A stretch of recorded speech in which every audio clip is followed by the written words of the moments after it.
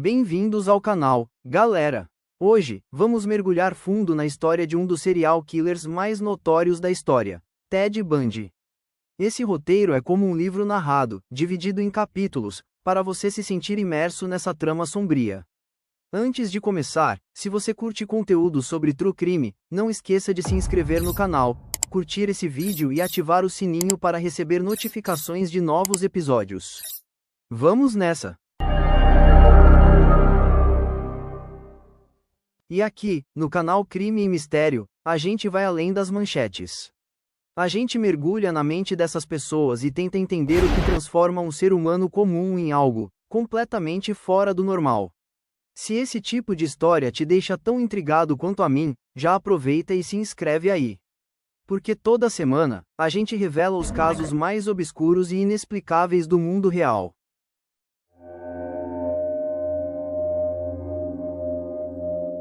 Theodore Robert Bundy nasceu em 24 de novembro de 1946, em Burlington, Vermont, nos Estados Unidos. Seu nome de nascimento era Theodore Robert Cowell, e sua vida começou envolta em segredos e mentiras que moldariam seu destino sombrio. Sua mãe, Eleanor Louise Cowell, era uma jovem solteira de 22 anos, filha de uma família conservadora da Filadélfia. Para evitar o escândalo de uma gravidez fora do casamento, Louise foi enviada para uma casa para mães solteiras em Vermont, onde deu à luz a Ted. O pai biológico de Bundy permanece um mistério até hoje. Algumas teorias sugerem que poderia ser o próprio avô materno de Ted, Samuel Cowell, um homem conhecido por seu temperamento violento e abusivo, o que adicionaria uma camada de incesto e trauma à sua origem. Outras fontes apontam para um veterano da Força Aérea chamado Jack Worthington, mas nada foi confirmado.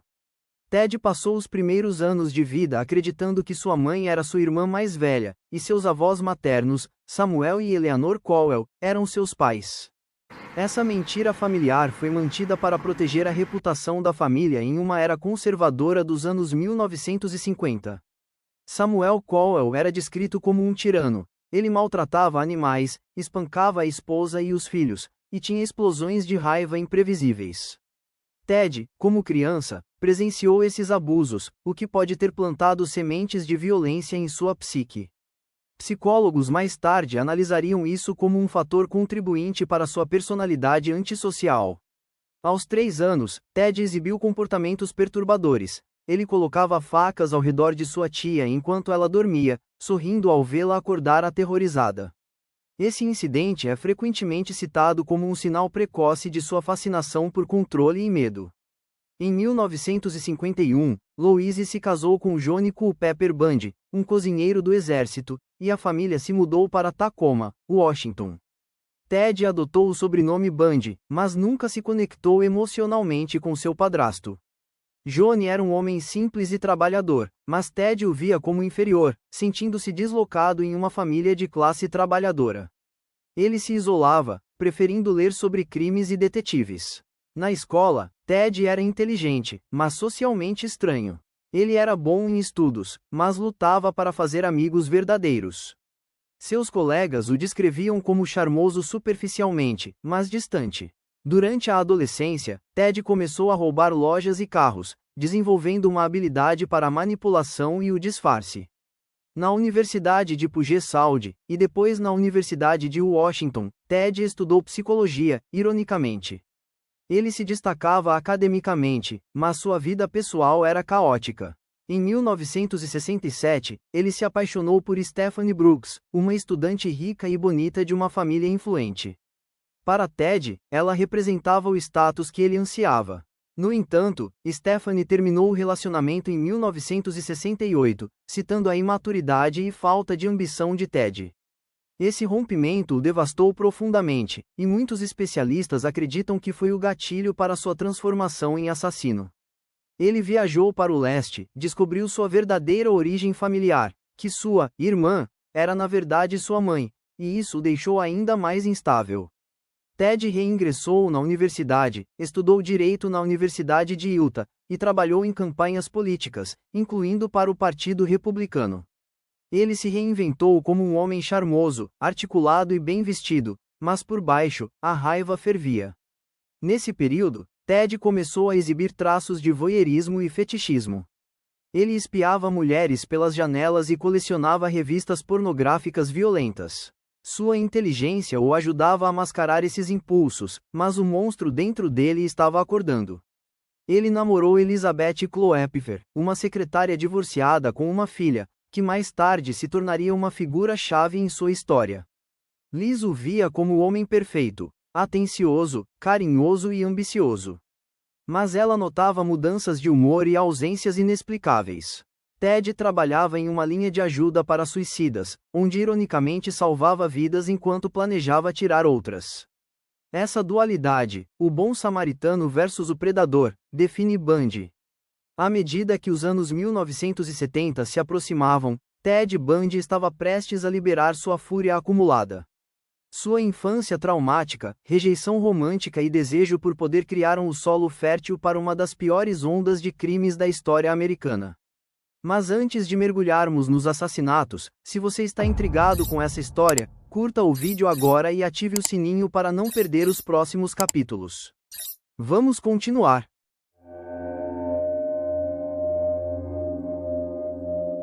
Os anos 1970 marcaram o início da era de terror de Ted Bundy.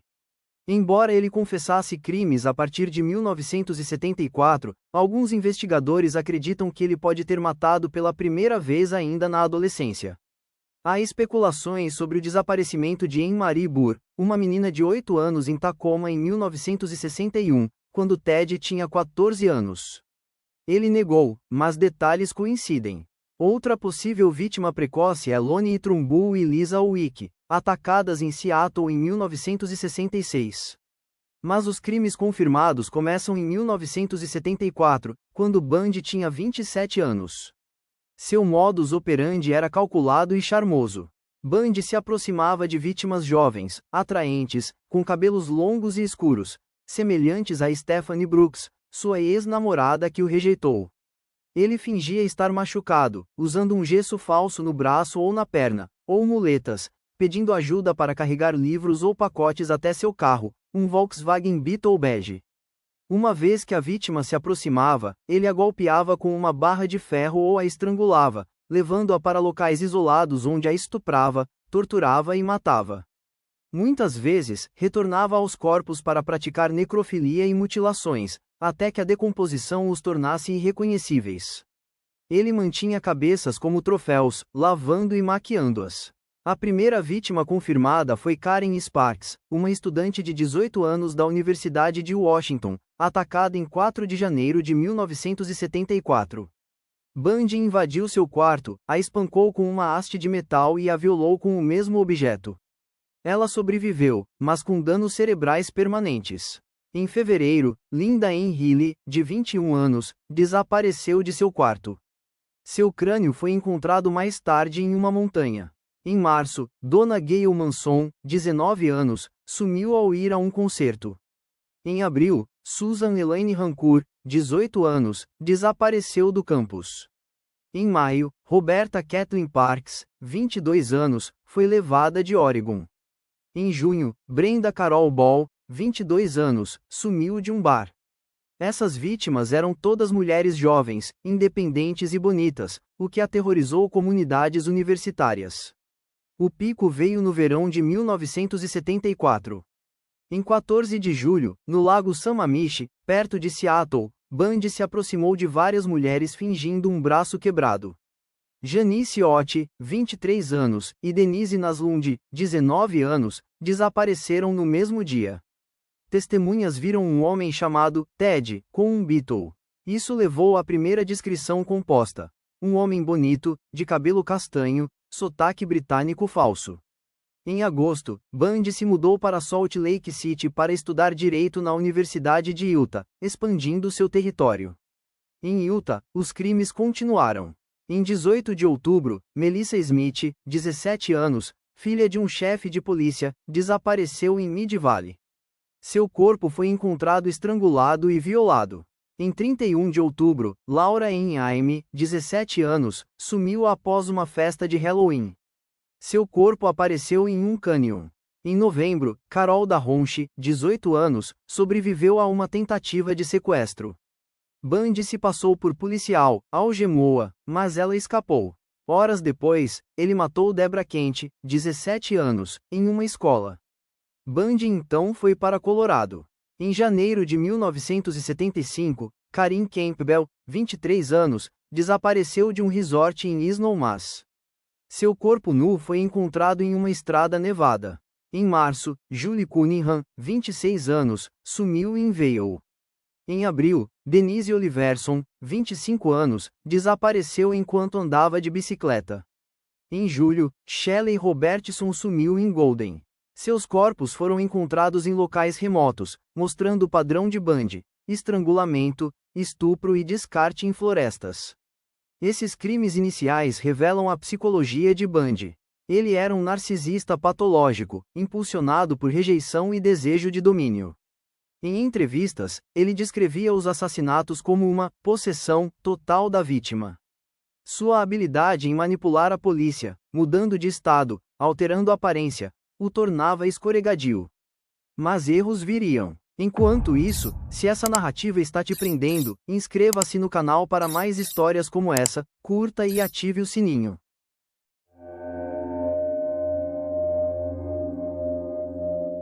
Com o ano de 1975 avançando, Ted Bundy continuou sua matança, agora cobrindo múltiplos estados: Washington, Oregon, Utah, Colorado e Idaho. Em agosto de 1975, ele foi parado por um policial em Granger, Utah, por direção suspeita. No carro, a polícia encontrou algemas, picareta de gelo, máscaras de esqui e outros itens incriminadores. Bundy foi preso por roubo, mas logo ligado à tentativa de sequestro de Carol da Ronchi. Ele foi julgado e condenado por sequestro em 1976, sentenciado a 1 a 15 anos na prisão de Utah. Enquanto isso, investigadores conectavam-no a desaparecimentos em Colorado.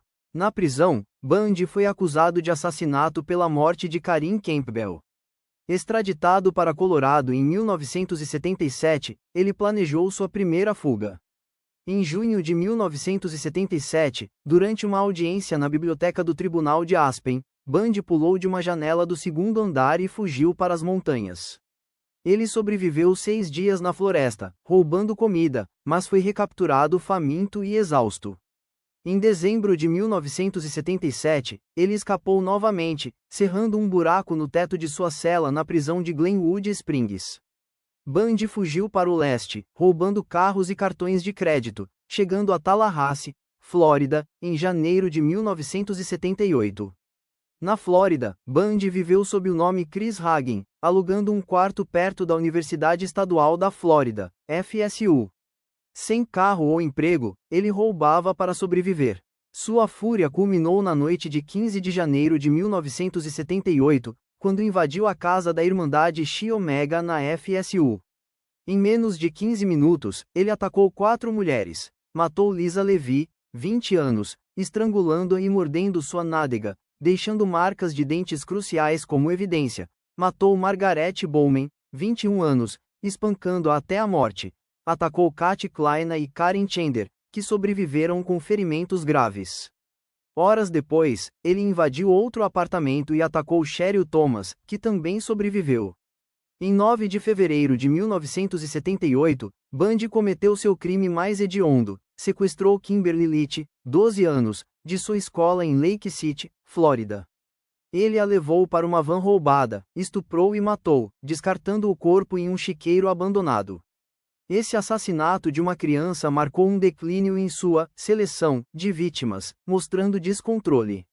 A caçada nacional intensificou. Bundy foi adicionado à lista dos 10 mais procurados do FBI.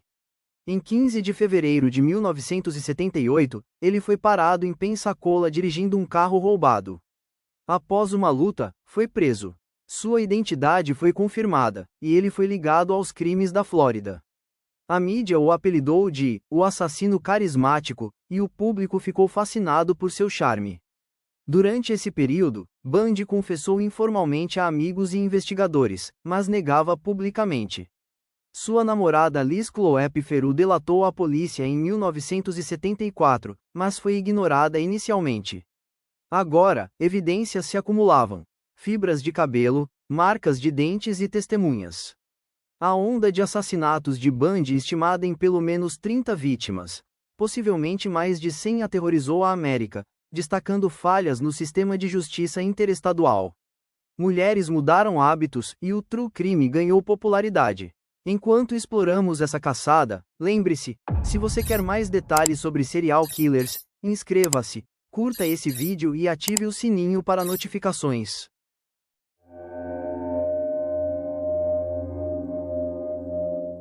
Os julgamentos de Ted Bundy foram um espetáculo midiático inédito. Em 1979, ele enfrentou o tribunal pela morte das irmãs da Chi Omega em Miami. Bundy insistiu em se representar, apesar de advogados designados. Ele usava ternos elegantes, sorria para câmeras e flertava com jornalistas. O juiz Edward Cauart o chamou de um homem brilhante, mas condenou seus atos como extremamente perversos.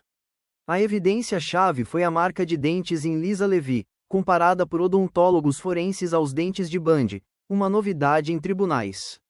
Durante o julgamento, Bundy se casou com Carol Ann Boone, uma ex-colega, que testemunhou em sua defesa.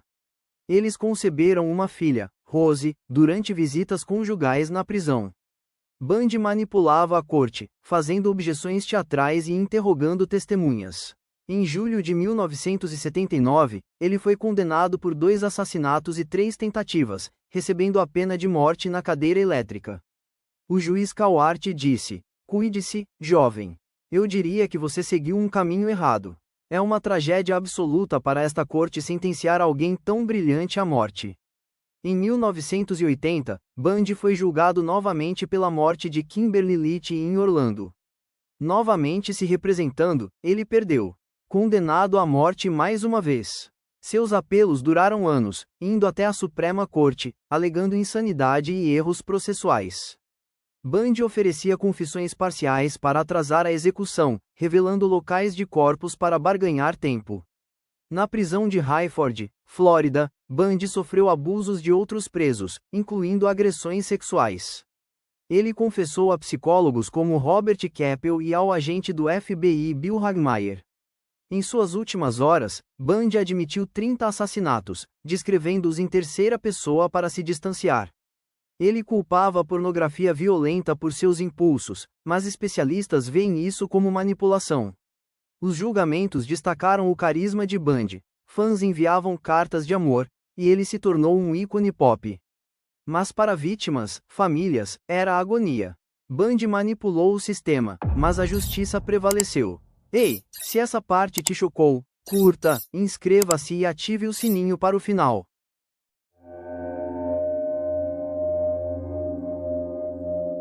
Nas vésperas de sua execução, Ted Bundy confessou mais detalhes. Em 23 de janeiro de 1989, ele falou com detetives sobre vítimas: Georgan Hawkins, decapitada em 1974, Nancy Wilcox e Melissa Smith em Utah, e outras. Ele estimou 30 mortes, mas negou números maiores. Bundy descreveu retornar a corpos por semanas, praticando necrofilia e usando maquiagem neles. Ele disse que os assassinatos começaram como fantasias, evoluindo para a realidade após a rejeição de Stephanie. Em 24 de janeiro de 1989, aos 42 anos, Bundy foi executado na cadeira elétrica em Florida State Prison. Suas últimas palavras: "Diga às famílias que sinto muito." Centenas celebraram do lado de fora, com fogos e cartazes como "Frite, Bundy." Seu corpo foi cremado, e cinzas espalhadas nas montanhas Cascade, onde escondeu vítimas. O legado de Bundy é complexo. Ele inspirou livros como The Stranger Beside Me, de Anne Hu, filmes como Extremely Wicked, Shockingly Evil and Vile, com Zac Efron, e séries da Netflix. Psicólogos o estudam como exemplo de psicopatia, alto QI, cerca de 136, charme superficial, falta de empatia. Seu caso melhorou coordenação policial interestadual e o uso de evidências forenses como DNA e odontologia. Para vítimas, famílias, Bundy representa perda irreparável. Muitas, como a mãe de Kimberly Litchi, encontraram closure, mas o trauma persiste. Bundy destacou perigos de predadores charmosos, mudando percepções sobre estranhos perigosos. Hoje, em 2026, Bundy permanece um aviso. O mal pode se esconder em rostos comuns. Seu caso continua fascinando, mas lembre-se das vítimas. Linda Healy, Janice Ott, Kimberly Litty e tantas outras cujas vidas foram roubadas. Obrigado por acompanhar essa jornada sombria. Se você chegou até aqui, inscreva-se no canal para mais True Crime, curta esse vídeo e ative o sininho para não perder nada. Deixe nos comentários o que achou e qual serial killer quer ver próximo. Até a próxima!